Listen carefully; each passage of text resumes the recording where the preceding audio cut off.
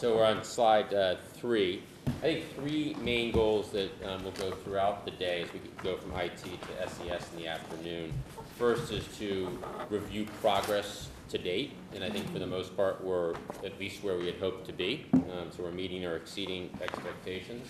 At the same time, we want to make sure that the key implementation issues, which will be front and center for this next phase of work, that we're identifying those and getting your feedback on how we navigate those issues and make sure that we have good execution.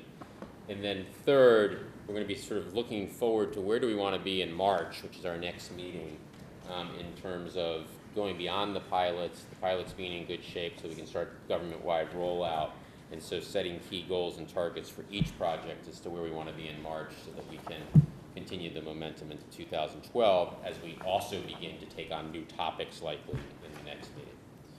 So with that, let me hand it to you, Stephen, or straight to Steve. Steve. Yes. All right, Steve's going to navigate the next hour or so. You want to do a run of intros of everybody at the table, just sort of name and serial number? Yeah, why don't we, Bernie, do you want to start in the back, and then we'll jump up to you, Dave? Bernie is the CIO for Government Interior. Dave Kappas, I run the United States Patent and Trademark Office. John Owens, CIO, work for David, USPTO. I'm David Hayes, the Deputy Secretary of Interior.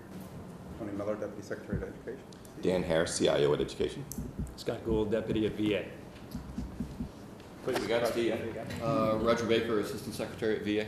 Let me just do 1 second on Dave and the Patent Office. Obviously a very important part of government for creating jobs and maintaining our competitive global advantage. Dave came from IBM, where he was for About 7 or 8 years. 7 or 8 years. It's another story of someone who we were really lucky to have leading an agency. The Patent Office has been plagued by backlogs. Dave has more than begun a turnaround, and it's seen in the data, in the operations, and the patent bill, which was recently passed, only enhances his efforts. So, given it's the first time, I think, Dave, you've been at the table with this team, I wanted to introduce you as just the type of person we want in government and the kind of results we're looking for government-wide. All right, sorry, go for it. Great, thank you. We're going to talk a little bit about the IT initiatives and things. I'll start this slide really by first thanking you for hosting us at many of your companies. I personally was out at the Adobe and Symantec visits in the Valley last week, and it was really refreshing to not only hear about the great efforts going on in the private sector, but also the visibility we're able to shine into the overlap and how the applicability of what's going on in your excellent organizations can be applied to the model that is government. So thank you for that. The efforts around vendor management organizations and investment review boards, as all of you have suggested to us, very much align with our priorities to do more with less. We have an imperative to really drive a lot of value for the American people by doing that on a flat or declining budget, and I think these are great mechanisms to really cull savings across the government to reinvest into IT and other strategic priorities. I'm not going to spend a lot of time here. I want to quickly jump over to the agencies we're going to hear from and about their efforts to pilot VMOs and IRBs in government. And after we hear from the agencies, we'll loop back. We've come up with a few follow-up questions for all of you to kind of lead a discussion around things that we sort of saw and heard on our site visits, and then we'll close with next steps. I'll talk a little bit about what we're going to do after that. So with that, I'll hand it off to our friends at VA. Actually, Len, why don't you jump ahead? Great. So covering this fairly quickly, VA IT organization's about $3 billion annual budget. About 2/3 of that is spent with the private sector. More than 2,000 contract actions every year. We've had a vendor management office, not doing what you'd consider from a private sector standpoint to be vendor management. We had hired a senior executive for acquisition strategy, exactly the same philosophy. How do we get more out of doing a better job with the way we partner with our private sector folks? The PMAB work, the VMO work has been very informative and very useful for our head of acquisition strategy in looking at how do we move this ahead. We've got a plan for the next 6 months, and it really involves better linking what we're doing with the folks we're contracting with and how they're tying into what we're spending and the results we're getting from that spend inside of our organization, and better understand that. Tying in with our acquisitions folks to do that. I think if you look here at the bottom of this slide, you'll see that there are databases that exist, but they're kind of separate. Who we contract with and how we contract with them has been different from what are we getting out of that and what are we spending. We really have to marry that up and view the private sector as more of an asset and a managed asset in the way we're delivering things. So probably a quick summary. Let me, Scott, with that, turn it back to you. Great. So IT vendor management, obviously in a broader context. We also created a BAAA, an acquisition academy, that we use to train our folks to be more effective in that partnership with the private sector. We've trained and certified 500 program managers in the last 2 years. Another 700 come online fully certified in fiscal year 12. We also run a supplier relationship transformation initiative that involves 20,000 of our commercial providers in a survey every year. So we're listening. How can we work this relationship more effectively? We now require for every job over $1 million, our government and vendor team to sit down together and go through training. Do we understand the requirements? What are the rules of the road? Meet everybody and kind of do that team building that's so critical. And then finally, Roger and I work an operations review process designed to drive a two-in-a-box philosophy. Our IT lead, the internal program manager, and all of the support functions around him to make sure that we're achieving our milestones using an agile development approach. So just very quickly, it's definitely a team. I will tell any person around this table the story of how we recruited what I think is the best CIO in government. Jeff, if you give me a minute, I'll describe how we did it. Please. First time Roger and I ever worked together was at Commerce.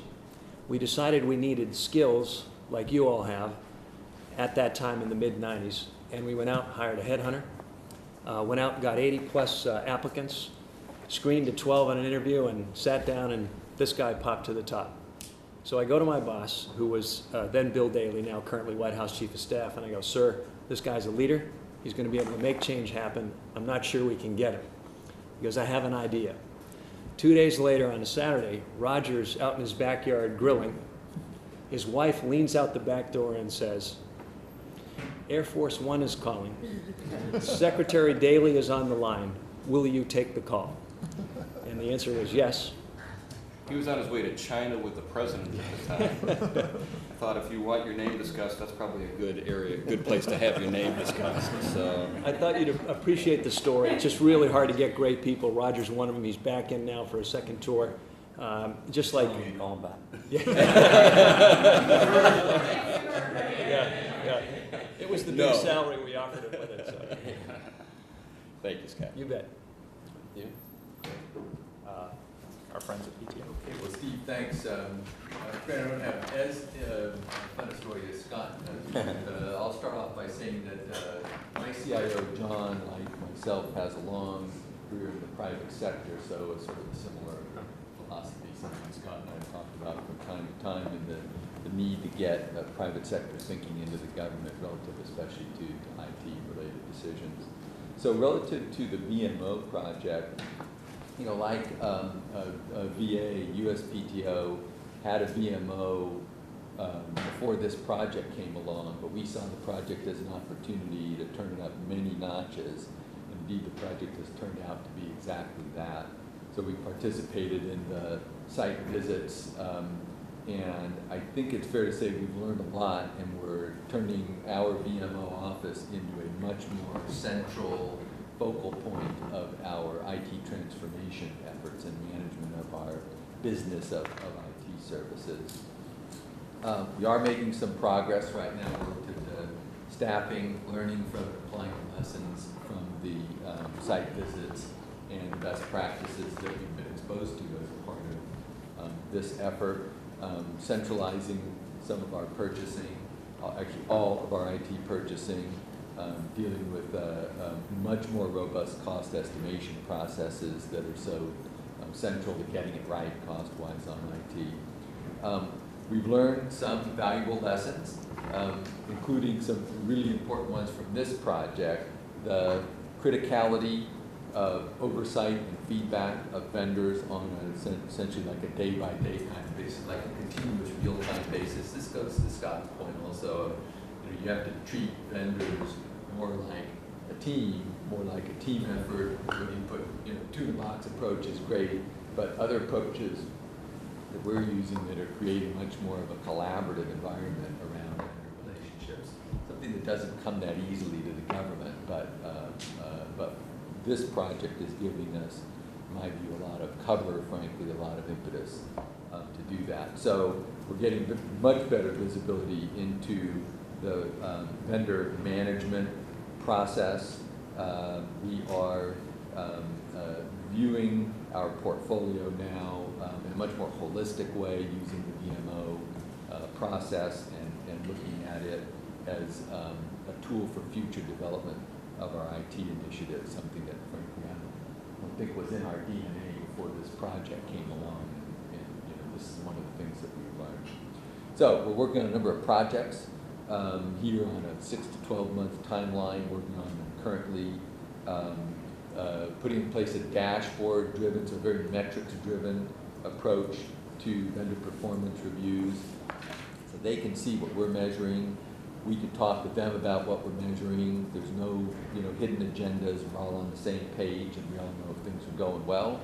And if they're not going well, right, and we're using the Agile methodology quite centrally at PTO all across the board now, and it's working really well. Because every time I go into a meeting, everyone's there. If something's going wrong, it's going wrong early. We all know about it. We can fix it before we spend a lot of money. It all becomes an integral part of this process. The last thing I'll say is that in terms of what we're working on now, having more rigorous management of vendor skills and resources is another thing that we just didn't have before John came to PTO. We really didn't have a good understanding of what our vendor skills were. We sort of assumed that they had the skills to do things, and we didn't really know.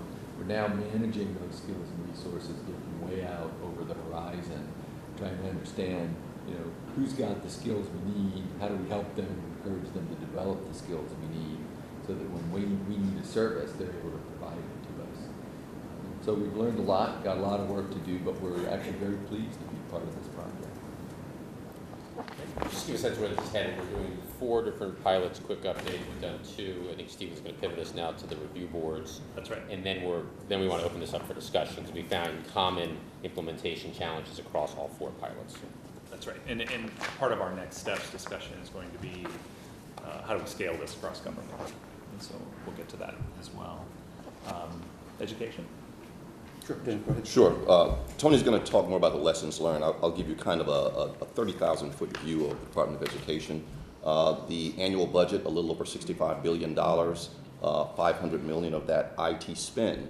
But I think what's relevant about that 500 million is that we are probably at a 17% DME, as opposed to having 34, which we saw at some of the other private sector organizations. And that's what we're trying to get at. DME. What's the It's our new spend, our new IT spend versus O&M. Ongoing So maintenance. delivering new capabilities as opposed to just keeping the lights on. Exactly. So as we talk about IT investment, and you look at the fact that a very tiny portion of our IT spend is actually in innovation, it makes you wonder, is it really IT? Is it really investment? And so that's something we've been trying to. The question of whether, clearly it's tight budgets. Does it beg the question of whether you can squeeze more money out of the O&M? Exactly. That's been a focus of the IRB, is what we're trying to accomplish. Exactly. So I'll turn it over to. So I think specifically some of the things we learned in doing that, one, setting the goal of the real explicit objective to shift more to innovation and new projects, and that's really need to be a strategic decision made top down. 2, I think it was very interesting is that the description of IT projects in terms of business value, right? Which I think is very interesting. How we do that in education, I think, is our challenge, and that's going to be one of our next steps. But you could say, okay, to what degree is this linked to increase price capture, increase customer retention, increase new customer acquisition, right? Really looking into the economic business drivers is what we saw in some of our lessons learned, which really helps you then identify and prioritize the value. Importantly with that was they actually linked it back to budgeting and made it a closed loop. So to the degree that this was really supposed to increase customer retention, then that went to the sales and marketing groups, and so then it got baked into their budgets, right? If it was improved productivity, it got baked into the operating components budget. So it really created a partnership between your IT portfolio management and your line operations. And it was that kind of discipline with strategic direction at the top, combined with linking to real business values to help prioritize within a closed loop accountability system that I thought was pretty compelling, that got significant implications for changes we could make. Interior. Thanks. As you know, Interior is an interesting agency. We're more of a people agency than a grant agency. We have 70,000 employees and only a $10 billion budget because we're out there servicing the 400 million visits to our public lands that we manage, over 500 million acres, including all the parks, et cetera. We also service the energy industry, a third of our domestic oil and gas. So we have customers in industry as well as the wildlife community, et cetera. We've been spending $1 billion of our $11 billion on IT. So we had work to do. And Tell them your server ratio. yes, one server for every 7 employees. Pretty good, huh? We got coverage. We're covered. Interestingly, it's interesting to hear the stories about the CIOs. We had a CIO when we came in that was well regarded, and he had a plan. His plan was to revamp everything. Of course, it was going to cost another $500 million. And when the T-shirts came out and the $500 million came out, we made a change, and we got Bernie Mazer over here, who we pulled from our culture.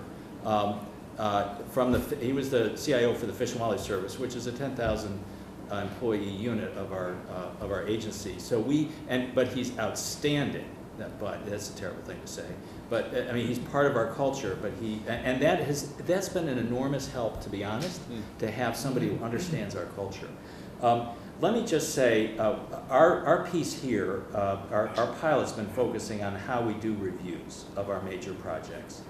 And I want to thank you all for the site visits we have done, because they have helped to give us confidence that we're doing the right thing. They've reinforced the thinking that we have, and it's provided a real ability for us to do some benchmarking. We have created a shadow to what OMB started with their review of projects. The ISTAT project is our version of it. As noted in the slides, we've already canceled a couple of very large projects, and over the next 12 months, we are so excited about this that we're going to take all 48 of our major IT projects, including the ones that have just green lights on them, and run through the process.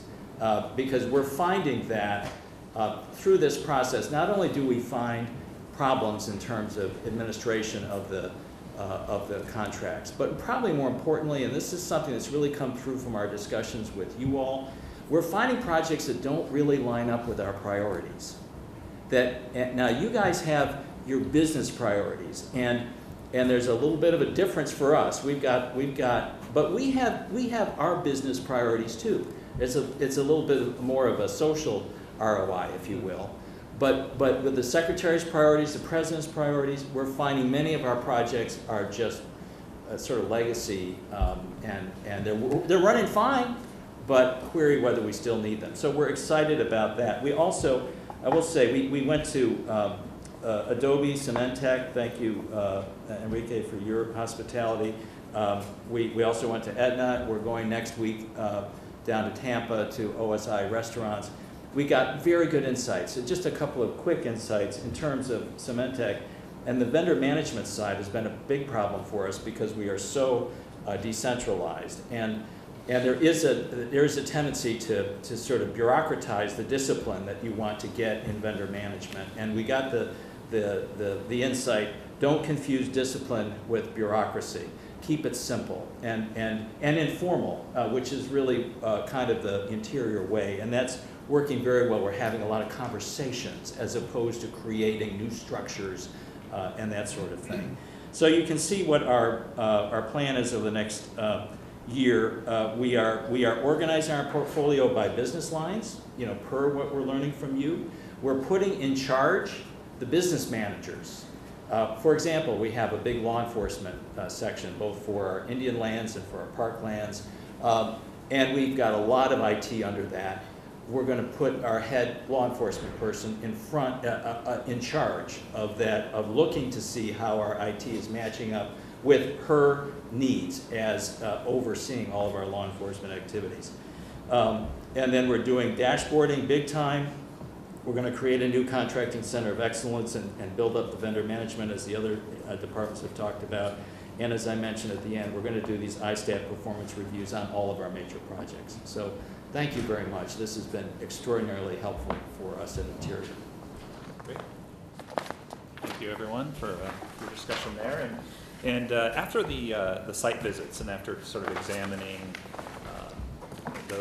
those in government who have done little to nothing on IRBs and DMOs to some of the agencies that had a bit of forward momentum and were seizing on the site visits to make those even better. We huddled and came up with a few questions to sort of lead off a discussion with all of you, and happy to depart from these as well if there's an area you want to dive into from what you heard.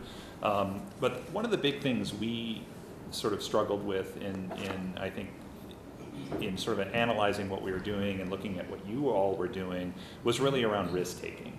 And how do we sort of foster that environment of risk-taking since, so much of what I think we learned about sort of big investments versus small investments, what we learned about the ability for people to kind of raise things up to a review board and pull those in was a lot about risk.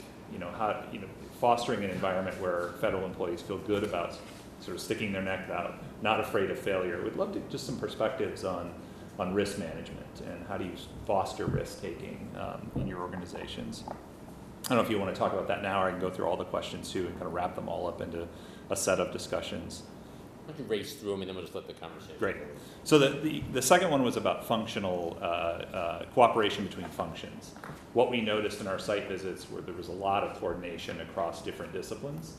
The IRB was well represented across the organization. For example, vendor management kind of bridged between business strategy and technical implementation and all of that. So we'd love some pointers, some advice on effective IT management and that fostering that cooperation to get that management.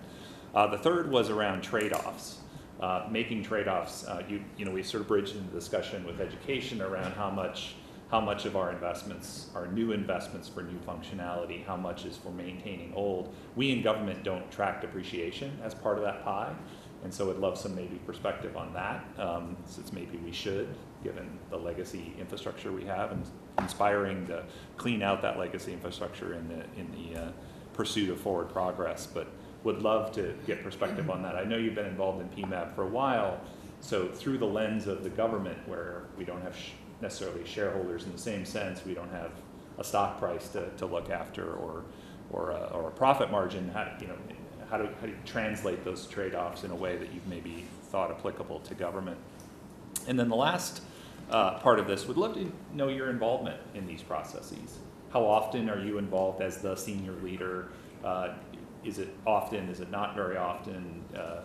If not very often, what mandate and resources do you typically put forward to help engage on this? So.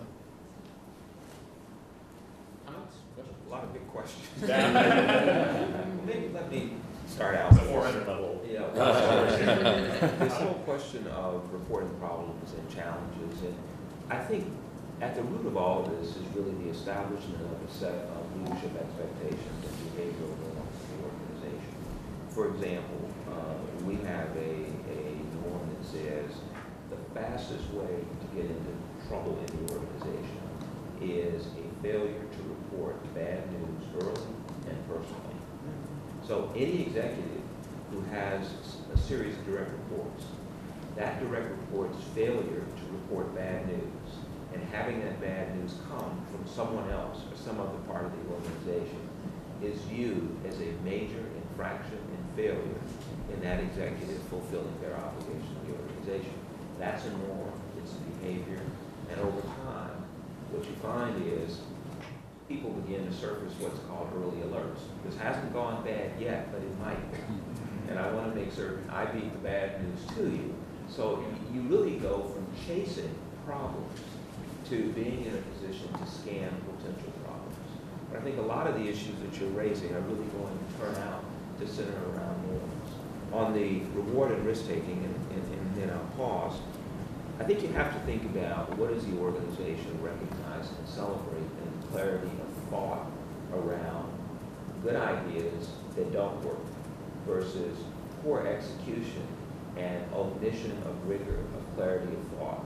That the big challenge is risk-taking isn't a blank check to execute things that are poorly thought out, poorly conceived, and poorly executed.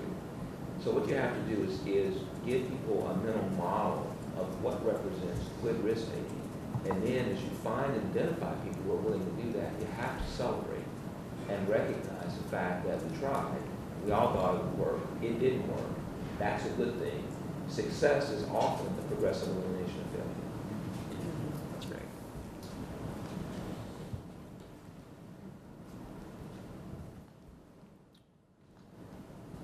I think just to add to Ron's point, we kind of have an operating understanding that says shared bad news week. And we're doing a better job of that. And maybe in a broader context of IT, in terms of risk-taking, I think that we were going through some things a month ago where we were in trouble on a major initiative. So I said, let's everybody get together. And I had 3 direct reports that were responsible. So I said, I'd like your teams to come in. You can't say anything. Not allowed to talk. And so we had a room about this size, people, and I said, there's just 3 things. What happened? What did we learn?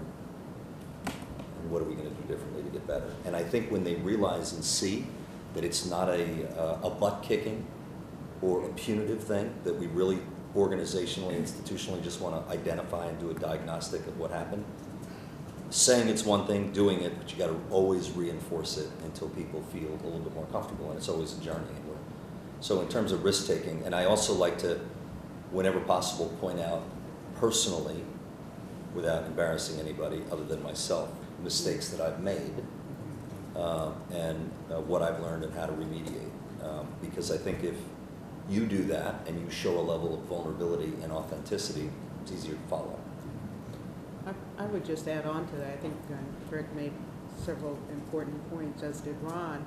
But in terms of risk-taking, in addition to rewarding people when they do well, and in my business, technology, not just IT technology, but technology in general, changes so quickly that you have to stay current and you have to understand what's going on in that area, especially in the digital area. But I think as a leader, to make it a point to the executives that you lead that when something does go wrong, you're not going to play the blame game. Mm-hmm. You know, that when you do sit down and try to analyze what went wrong, you don't want people pointing the fingers at each other, because I think that reduces the risk-taking, because people are concerned that if something goes wrong, they're going to be hung out to dry. So it's very important to create a team atmosphere where you can talk about problems and talk about what went wrong without people feeling like someone has to take the blame. It's important to talk about how you do it better, but it's important to let executives feel they have the freedom to try. And unless they did something like not face up to a problem when it happened, or not tell you about something, or do something ethically wrong, that you as the leader, you'll support it. So I heard the no surprises policy. That's great. I heard the sort of celebrate smart risk taking and all of that. Do you have procedures to scale, across a large organization, besides just getting your senior leaders in a room? Do you scale learning from risk taking? is there a best practices portal in your organizations? Are there things like that? Thinking, you know, from my perspective, 2.65 million civilian employees in the federal government, you know, that scaling across that sort of landscape and getting best practices out there. Interesting thing to hear in your size organization. I was just going to make the observation that you're talking about scaling a culture change. So it isn't the same as let's share best practices and what works and what didn't work. You're trying to foster a culture change of risk-taking. And there's a lot that you can do at an executive table, but at the end of the day, it's whether it cascades down. Right.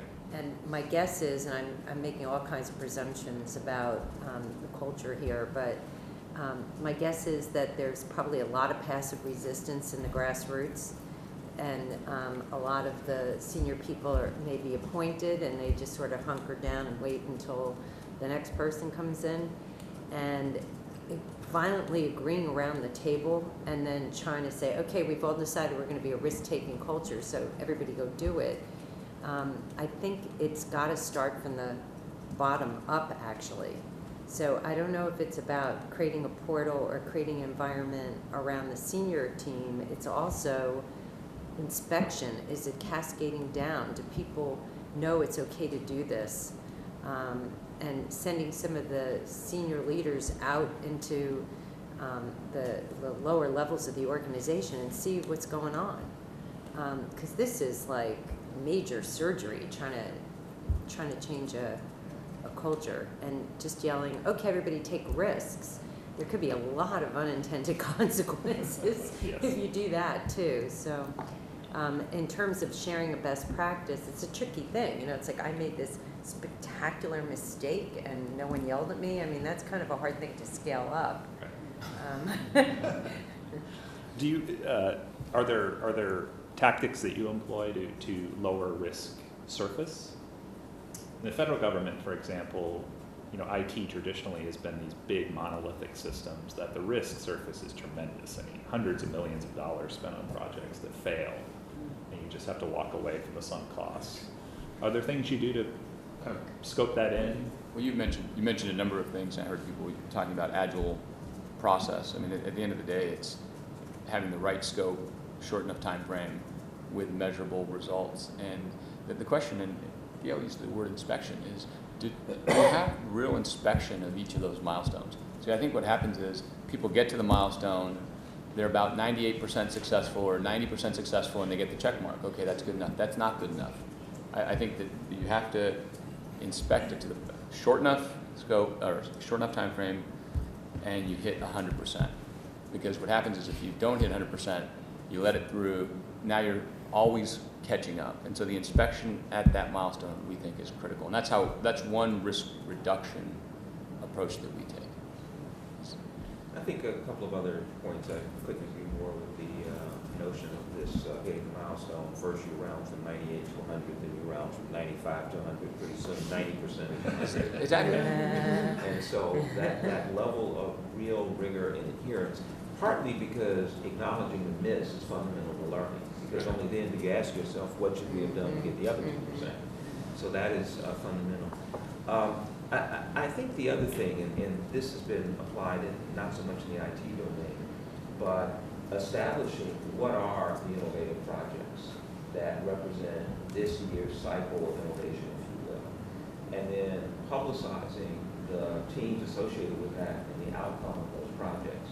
People will often judge much more of what happens to the individuals involved than all the things we tell them. And so if the people who have huge successes, very good things happen for them.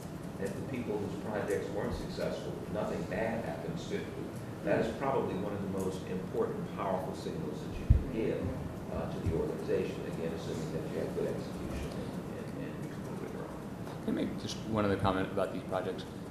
I think you got to know what are the critical few projects that really make the difference to the business. And that somebody used the word prioritization. And then the question is, do you put your best talent on those projects? Do you go out and say, if this is the most critical project, did I find the right people to put on that project because it is the most critical. And sometimes we find that that doesn't happen. First, you're not clear on which are the most critical, and second, you don't put your best talent. So to that point, I was struck by it, David, I think with your presentation of 48. 48. Yeah, That's a lot. a lot. Yeah. I mean, you're a $10 billion enterprise spending $1 billion, right, on IT? Who's roughly that size? We're smaller. But, No, but we're, yeah. So But just on be- IT, we but spend. you guys are all in the zone. Yeah, we're in the neighborhood zone. of Yeah. IT spend, yeah. But you're in the zone. How many projects would you think of as your key projects? Now, you got a big, sprawling enterprise, but 3 or less. I was gonna say 3. I'd say 5. I was gonna say 5 too. So those are the projects where you'd want people to red flag you, but there's probably a threshold where you probably need to leave it to, the CIO in your organization to worry about it, because your time is constrained, right? Well, the business executives and the CIO worry about it, because even though they don't rise to being an enterprise-wide initiative critical, some business somewhere is depending on that functionality to meet the business objectives. Scott, how many do you think of as key? Total number of projects?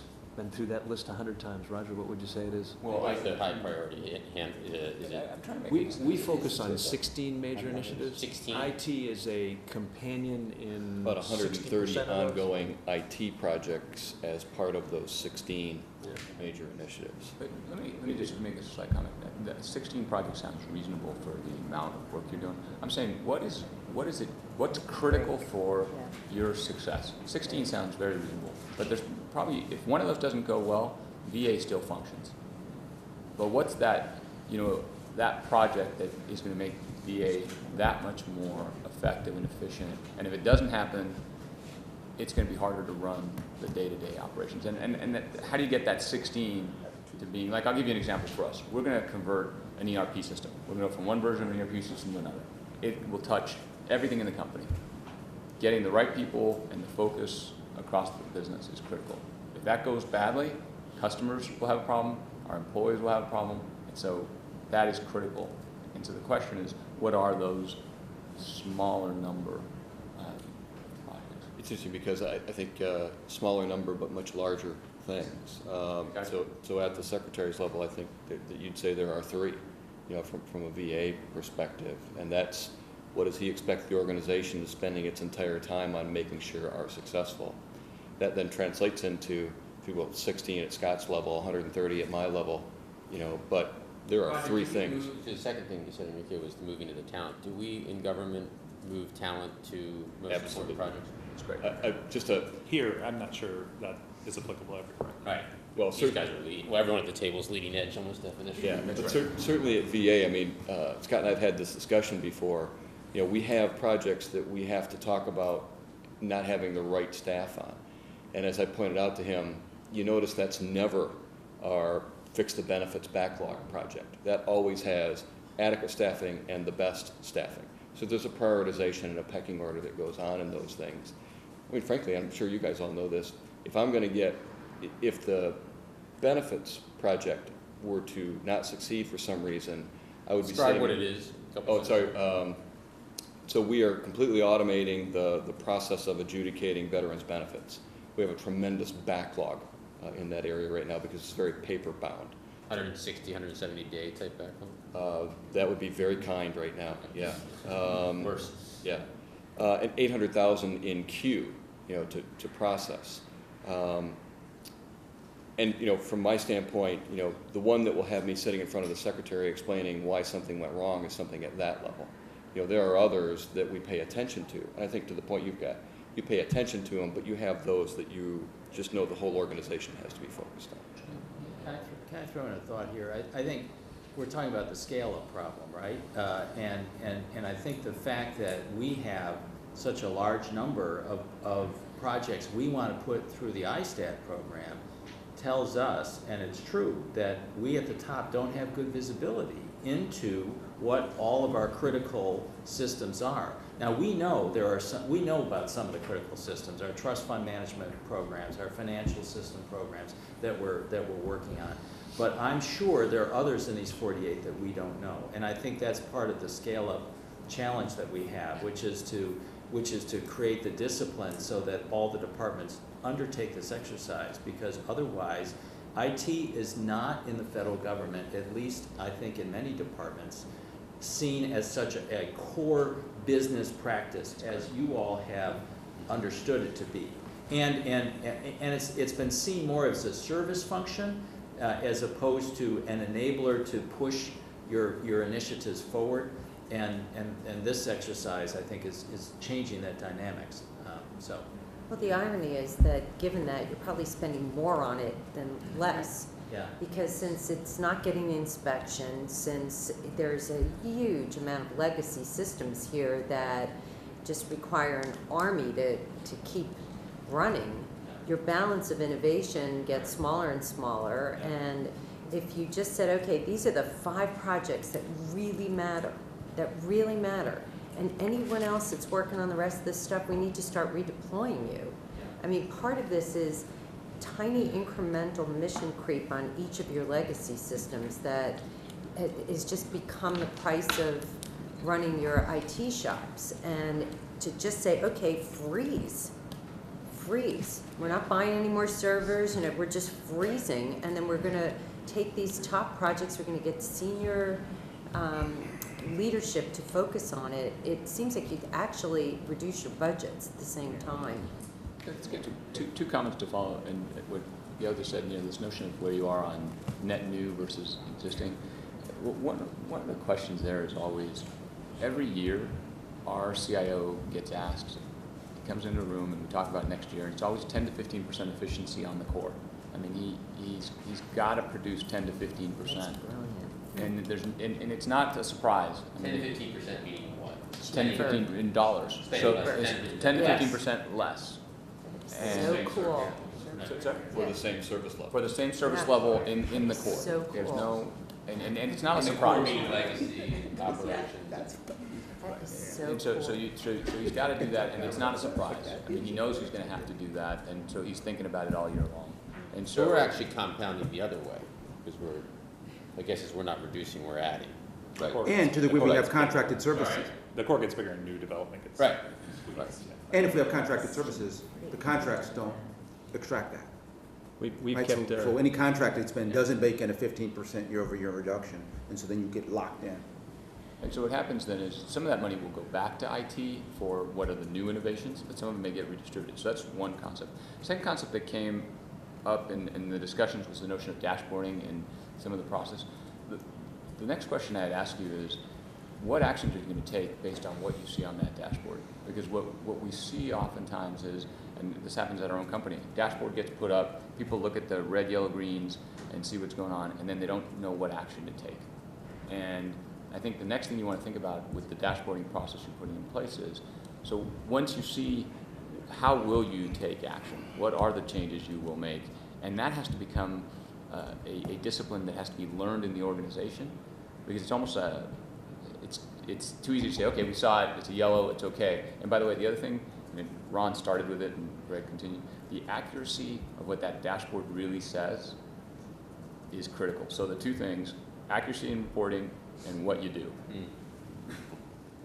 It's useless. I just add to the 10 to 15% efficiency is, I guess, what I kind of view as a blunt instrument that you use during the budgeting process, but a very effective one.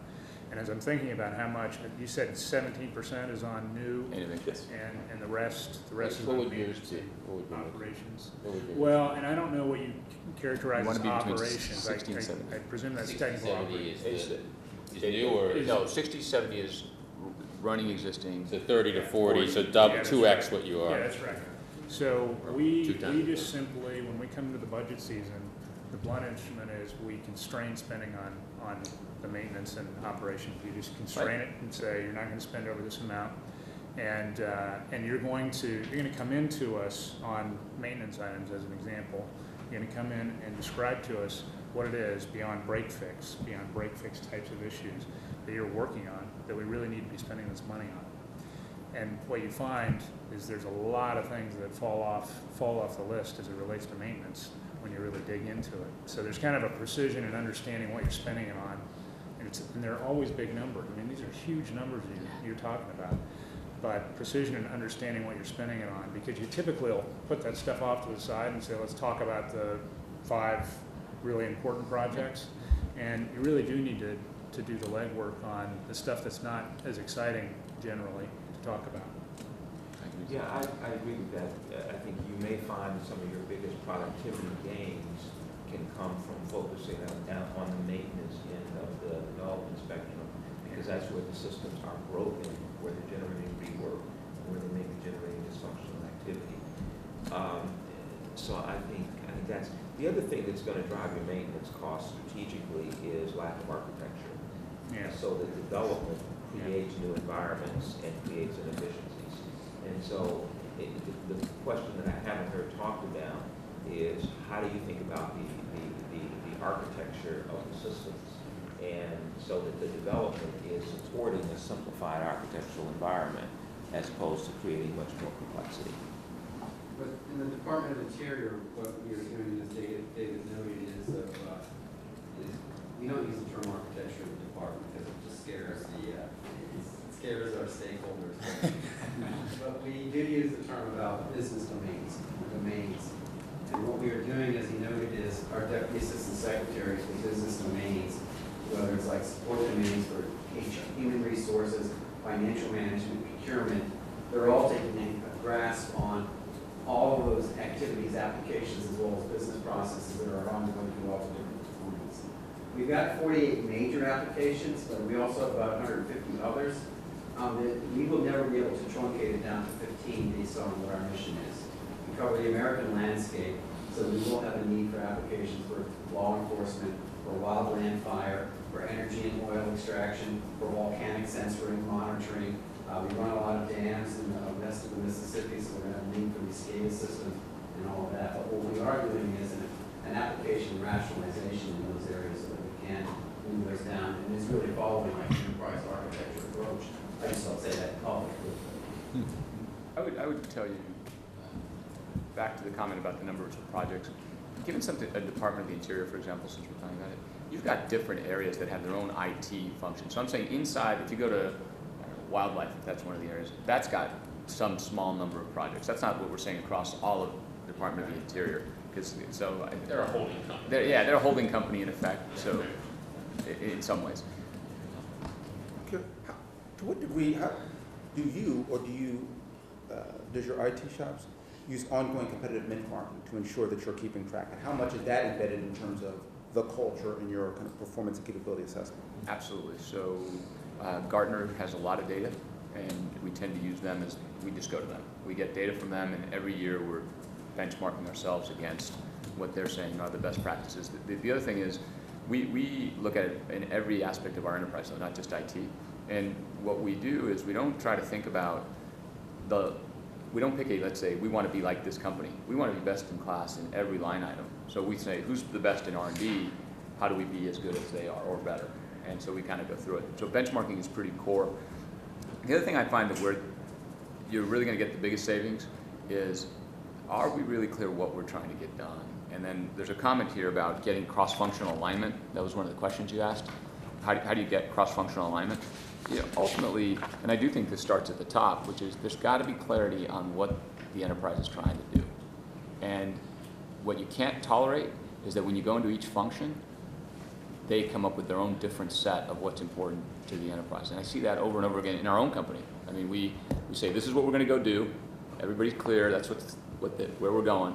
And then you go inspect inside of one of the functional areas, and they got their own set of things that are suddenly important. And you got to root that out, because that will cause the problem. And everybody's going to be aligned on what the top priorities are. And you can't tolerate deviation. Zero tolerance. Stephen, we have about 10 minutes. I'm only a couple minutes for you to wrap up and talk about where we're headed.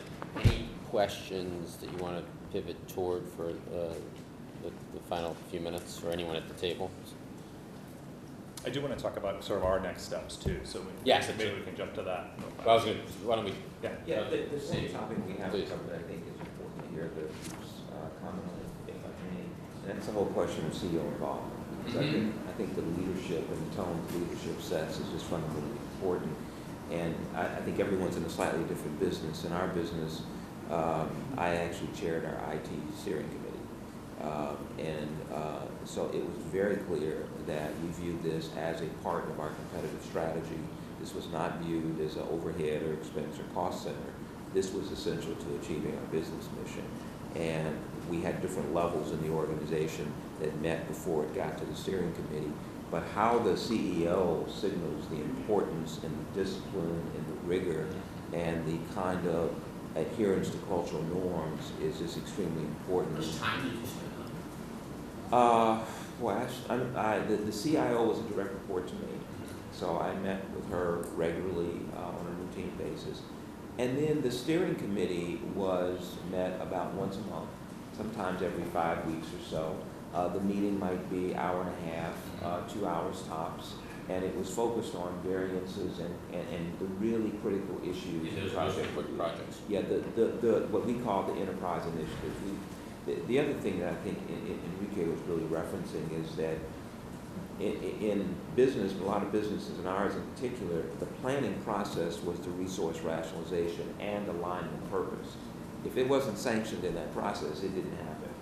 And so that was where you got that kind of alignment that was talked about. I don't know that you have corollary processes in what you do, but it's absolutely important to get that level of clarity and alignment against which the senior executives can then hold the organization on that small number of projects. Just to add to that, and it's with Ron and Enrique, what they just said.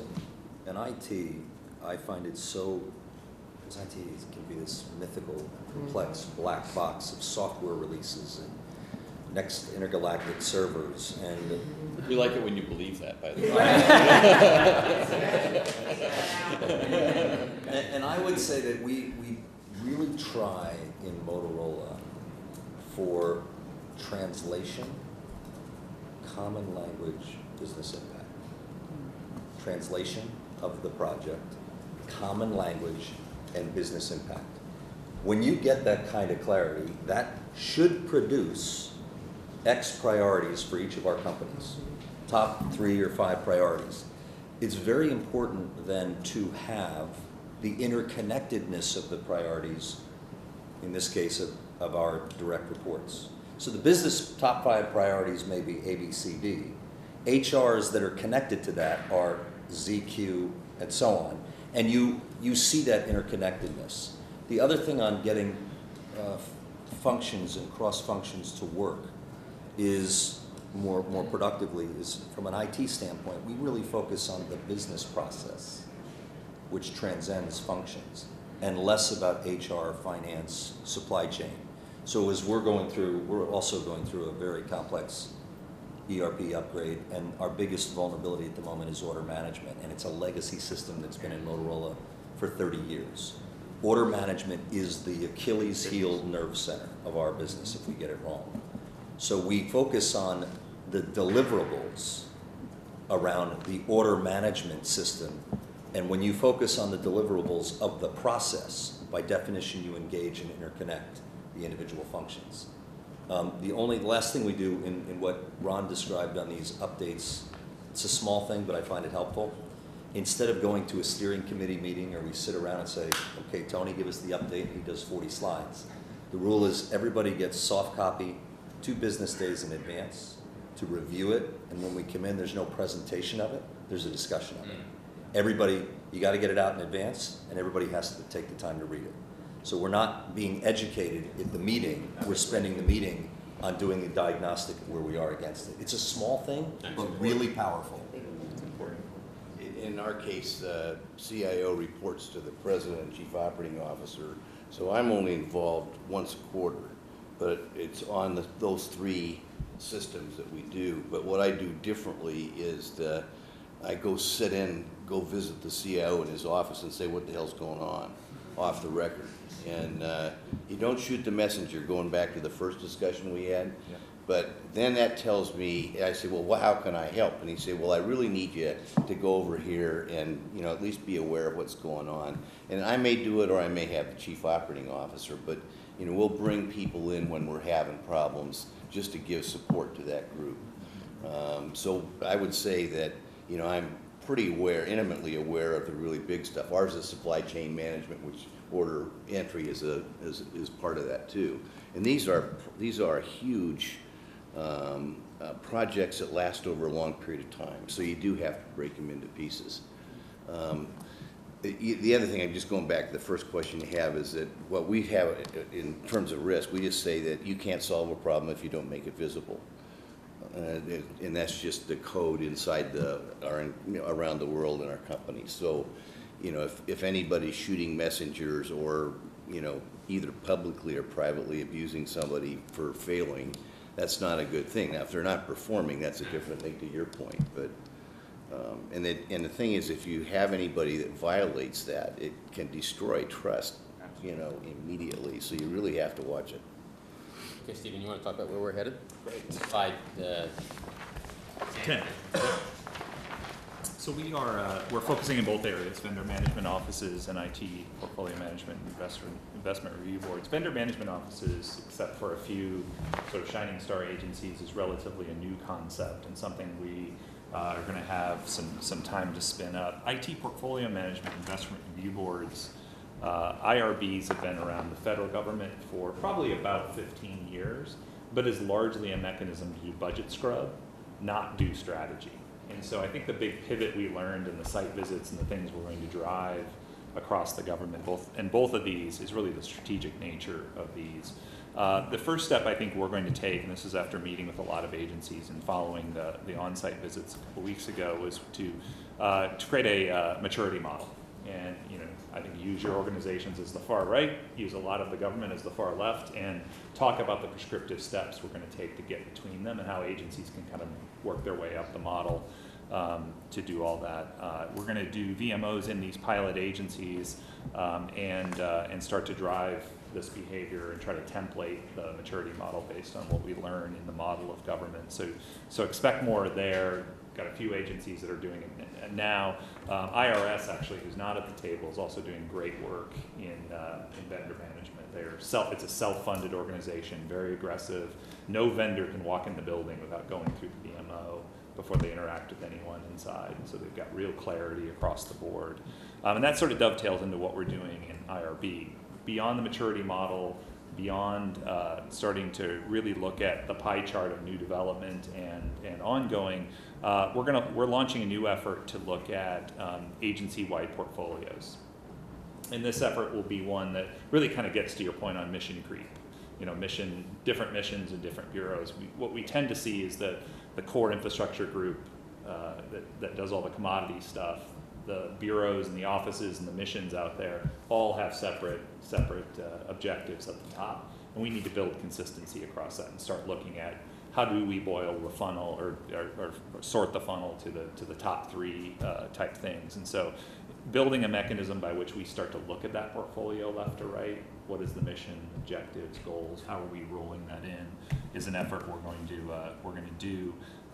And then build the maturity model and some ROI models based on the feedback we heard from all of you to kind of get it out of the budget scrub and into more of a strategic, where are we spending that's going to get us the highest ROI for the long term and drive that. It's an interesting notion in government given the one-year budget cycles and the variability of that.